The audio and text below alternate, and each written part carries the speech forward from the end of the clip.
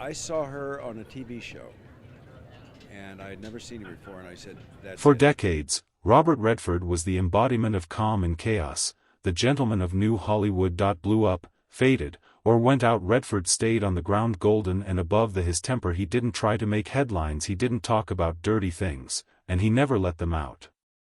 Laundry. Up until now, at 88, the Oscar-winning star finally said what people who are close to him have known for years ago: there were actors who played the unpleasant men at work. That he had to deal with stories he couldn't tell behind closed doors. Stand and watch the shows while they were, though the events were famous. They were anything but. These names are real, not tales. Some people will hurt you because when you get to the last name on list of movies by Redford that you might never see, one of Hollywood's most beloved classics, again, Gene Hackman, they shared the downhill racer screen and went around at other jobs over the years, but it never got friendly between Redford and Hackman. And didn't want to be. Hacker, a powerful source of raw intensity, clashed with Redford's calm. Hackman was in charge of his style on set. Known to blow up during rehearsals, direction, and don't care about subtleties in Redford found it in favor of brute force. It gets old to say, he's one of the greats, Redford told a coworker once that, but he didn't care who he smashed into. What started out as respect for each other and people were very careful in the 1970s.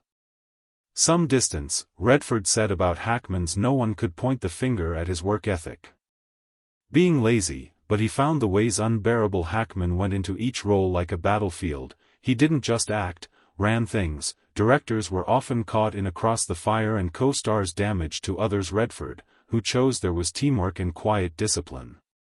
Hackman's unstable behavior makes you. I had no idea which Hackman you'd get, said one. What the assistant director of Downhill said: Racer was either very smart or very angry. Small flare-ups all through the shoot, but one moment made their break during an important scene that based on subtle feelings. Hackman was reportedly angry about a lighting setup he thought wasn't flattering. He wouldn't leave his trailer, which slows down production. It took almost an hour for the director tried to get involved but failed at last. Redford walked to Hackman's. He opened the door himself and in front of the crew told him, "This isn't your. It takes a team to make a movie, Gene. Take a step back," Hackman said. They never talked to each other again outside of camera. And Hackman would be called by Private Redford being as heavy as a sledgehammer in a violin shop. It wasn't a matter of skill. Redford: Hackman was great, that much was never disputed. About controlling your mood and basic. Redford had a quiet start, so respect him. By the late 1970s, he was producing and directing.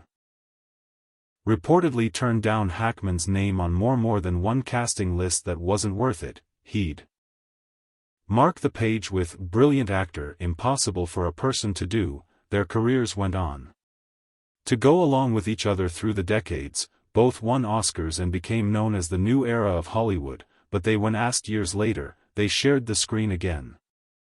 Later, if he felt bad about not working with Hackman more, and Redford took a moment to say he said with a diplomatic smile that some pairings only had to take place after he left it at. Redford once said, "He's one of the greats," said to a coworker, but he never didn't care who he sped past to get there. Their political and personal lives of James Woods' ideas couldn't have been more different. They were not the same, and they never shared a full movie. Woods tried out for giving help to Redford projects more than once and was always there, turned down. Redford later said he found Woods deeply creepy and intensely. It's hard to even be in the same room as one. The casting ended with Redford reportedly leaving after Woods pushed him on Vietnam policy during a story for a courtroom drama. He brought add chaos to places that need peace and quiet. Afterward, Redford said, "I wasn't interested. Taking care of that energy wasn't just but that's a political matter, didn't help," Redford said. Principled and quiet, found Woods' a confrontational style that wears out. The Woods he was proud of being the smartest person in the room. Redford didn't like being in the room with. He played games of intellectual one-upmanship. Didn't want to understand the story. Redford is said to have said of their earliest meeting he wanted to take over it. The two men were at opposite ends. Redford did well on the creative end of the spectrum, nuance of character in quiet intensity, emotional layering. Woods, on the other hand, with kinetic force and blew up rooms, sharp-wired and often unpredictable. He could give you brilliance with just one flick. Director said, but you had to make it through. The Redford wasn't ready to battle the storm first. Take that chance. The fight turned into myths among casting directors. A very tense situation happened before filming began for a movie in the late 1980s. Redford was working on a legal thriller. Woods came in to play a supporting role and slammed into the scene with knives extra care, only to break character about halfway through to argue about a lines. What began as an implication of politics, the acting practice, quickly turned into a talk about foreign policy during the Cold War. Redford didn't pay attention for long.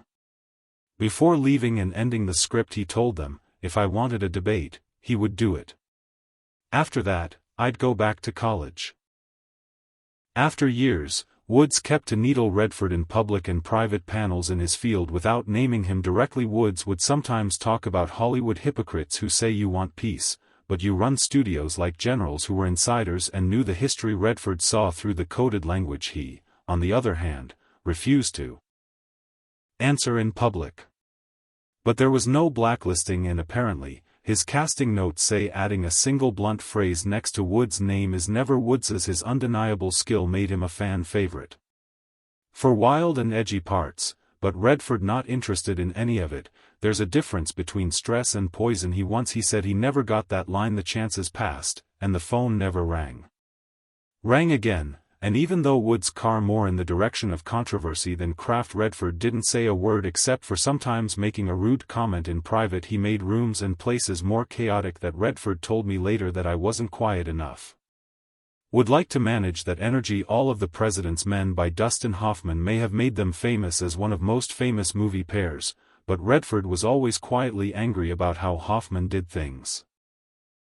Hoffman improvised, often questioned scripts, and had a changing blocking in the middle of a scene. Robert Redford is a director's actor with laser focus, didn't like how unpredictable he felt. Hoffman tried to take over the camera. Without much regard for working together, they never said they were mean, but when asked them why they never worked together, Redford only said, once was, again, enough. It looked like magic from the outside. There were two big stars in the 1970s. Showing how real journalists work figuring out the biggest political scandal in American history, but behind the scenes, it was a slow, nasty fight of two very different ways of thinking about art. Redford came to the set well prepared. Hoffman preferred and called in his spontaneity, sometimes changing his delivery on the spot throws off the rhythm. Redford had spent hours and hours. Members of the shaping crew talked about the air was quietly tense, not dramatic or explosive, just uneasy. Hoffman would act out a scene in a certain way and sneakily shoot it again, shift during takes by moving around the focus on what you see, often moving into it first. Redford tried to turn on his light, to ignore it as part of the creative process, but as work went on, he was getting tired of being interrupted. In one scene, there was a phone call. Part of the newsroom where Hoffman said they did 7 takes of each with a set of different tones, speeds, and unrehearsed lines by Robert Redford, who had to respond to those changes that you can't predict, was said to be boiling over. By the end, it was director Alan J. Pakula who walked the line carefully, never letting the tension build up, heat up, but everyone on set could feel. You could tell Bob was biting his one. Lighting tech came back to mind. Redford worked alone every day behind closed doors, expressed worries about losing the story. We're trying to tell a story, so he was heard by Pula saying during a "Don't break or chase 1,000 little things." For a moment, the director kept both the stars in orbit. Don't really know what will happen. Would stick with you even if the process was weak, and Redford went on to direct his own critically praised movies, put a high value on accuracy. He was acting with efficiency and discipline. A team sport, and Hoffman often felt like a player who wants to win by himself. Redford never said anything bad about Hoffman in public, but when retrospectives and reunion panels were offered years later, he turned them down. They didn't fight with each other. Scandal, just an unspoken deal between two people. Never again. Some people don't click no matter how great the movie is. They were never hostile, but when asked why they never worked together again, Redford just told Tom, once was enough. Cruise was their only work together. Lions for behind the scenes, Lambs was a mess. Redford, who directed the movie, had a hard time to get past Cruise's business-like way of thinking. All of the notes were about optics, Redford later said not out of emotion or honesty, just it was said that Brand crews pushed for scene even at the last minute changes, shot angles, rewrites. The movie failed and Redford left the experience calling that project was one of the worst of my work. He never talked to crews once more. When the project was first pitched it seemed like a dream match for Redford, the wise old man of thoughtful American movies, and crews, the hit movie juggernaut, trying to turn around very important information, but from the start the chemistry wasn't what Redford had hoped for. A political drama with few plot points, understatedly smart and on-time. Crews came in and talked about lighting, the camera angles, dress, and sending a message around the world. It wasn't working together, it was colliding. Insiders say the tension started right away. Crews was also a producer on the movie. Last word on almost everything from making posters to pacing in the edit. He said to have arrived at production at meetings with a group of publicists by their sides, and image consultants are used a lot. There are words like market positioning and viewer view instead of the more common language. Redford is an actor and director who practiced a song for 3 days. Plain people saw a silent scene, shocked even the practice process. Crews exposed the rift and asked stylists ready to go during blocking sessions. It was said that he wanted his using a physical silhouette to talk discipline. Redford, shocked, said after that, "I wanted the scene to show being vulnerable. He meant for it to be symmetrical." They couldn't even agree on what the movie was about. Redford saw it as a scare, a story about crews that fail, and institutions thought of it as a way for a charismatic leader who stirred up the crowd. Only got more tense. Crews would stop in the middle of a scene to ask for to suggest a lighting change or a more powerful line that wasn't in the script. Robert Redford, who was very patient, tried to allow it first, but by week 3 he was clearly angry with one of his assistants on the movie. Showed a scene from a Think About when Redford leaned in and, "Are we selling a play or a movie?" ads for a campaign. Even in post-production, Crews left his prints everywhere he went. Reportedly asked for several cuts of his scenes, fights over the exact length of a second shot. Redford fired him a rope until the studio stepped in and voted for Crews. That was the last straw. Redford made the best movie he could, washed his hands of it, and skipped almost all of the press. The movie got to mixed reviews and disappointing sales. The number of tickets sold, Crews moved on, and Redford went quiet. The event left a mark. It wasn't just a creative fail, it was a man's attempt at a philosophical breakdown to tell the other person something. Crews, sell something he never told you.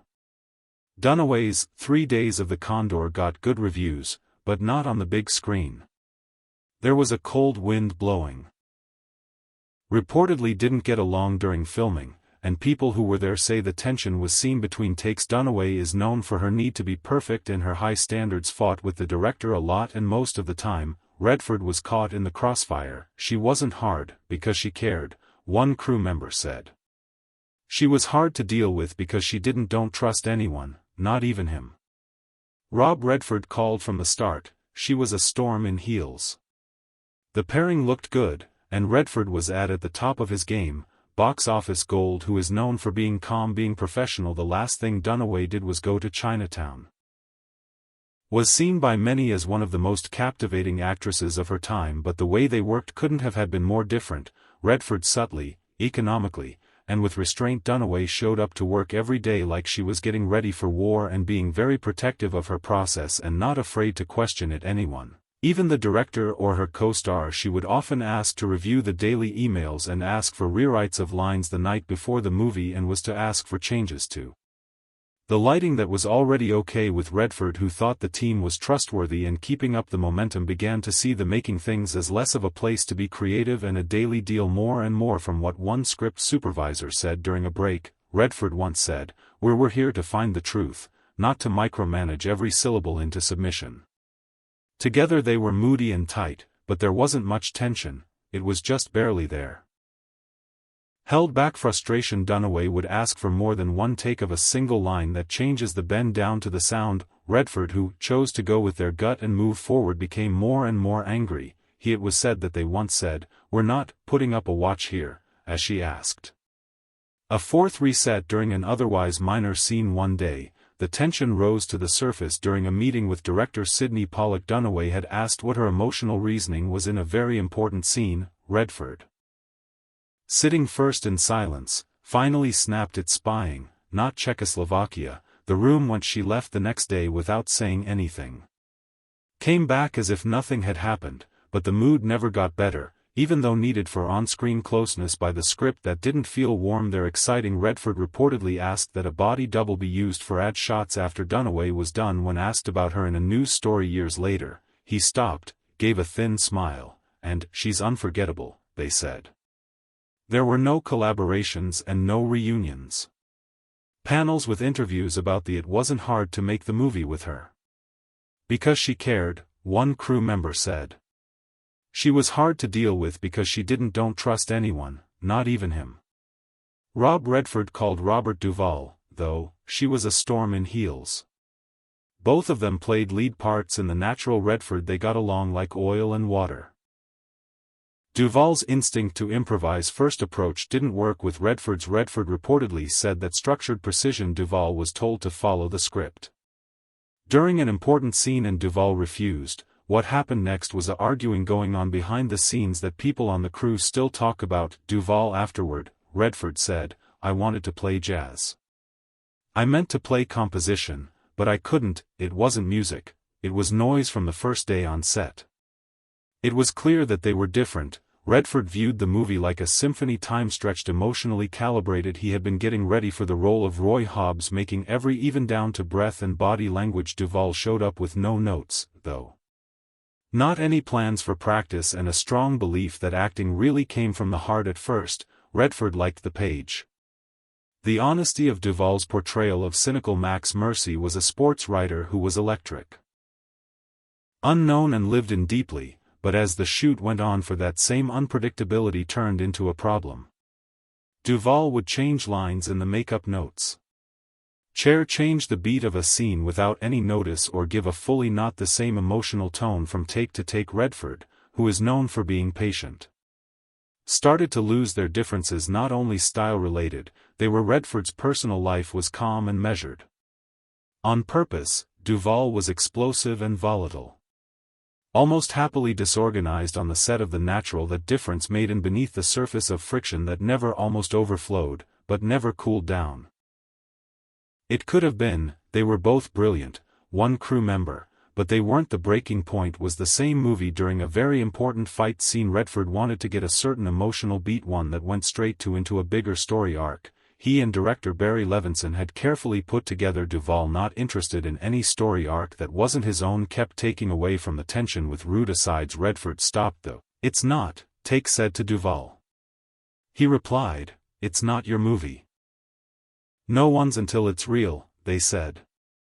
For 15 minutes while the cameras ran, no one spoke as the crew moved away from one. The sound tech later said it was like as a campfire changes into a forest. Indiana. The end. Fire. Levinson stepped in to mediate, and the scene was done. Not long after the shoot, Redford was asked. When asked about working with Duvall, was cut off. "He's great, but I don't duel. You need to go through that again." Never replied in public, but they never went back to that room. There's a reason why no second collaboration ever to happen, not because they didn't have the chance, but because neither man had forgotten the flame out. Duvall had a wish to play jazz afterward. Redford said, "I wanted to play, writing. It wasn't music, it was Paul Newman. That's the name no one knows." Thought the man most closely linked with Redford was Butch Cassidy's partner in the movie with one, and the Sundance Kid and the Sting the other. That half of the myth is true, but it wasn't what it seemed to be between Redford and he. Seemed like a nice guy, Redford said, but he always stayed away from her, and he lied to get away with more than he should have, and there was no big fight, just the slow loss of trust when Newman started taking more. Redford was in charge of producing The Sting. "I could tell he stopped being started to be my competition as a co-star." He once told the friend that they would never. It was fully broken, but it turned into polite. How far away they were from the outside lightning in a bottle, the best thing ever. On the other hand, Newman was all cool blue charisma and natural charisma. Ford's The Quiet Storm was a thoughtful and written together. They changed what a movie star could be: funny and self-aware, too charming to be safe, but below the Redford always felt like there was something wrong. Newman built a wall that he could never get through. Quite change how they act. On Butch she was friendly and easy to get along with.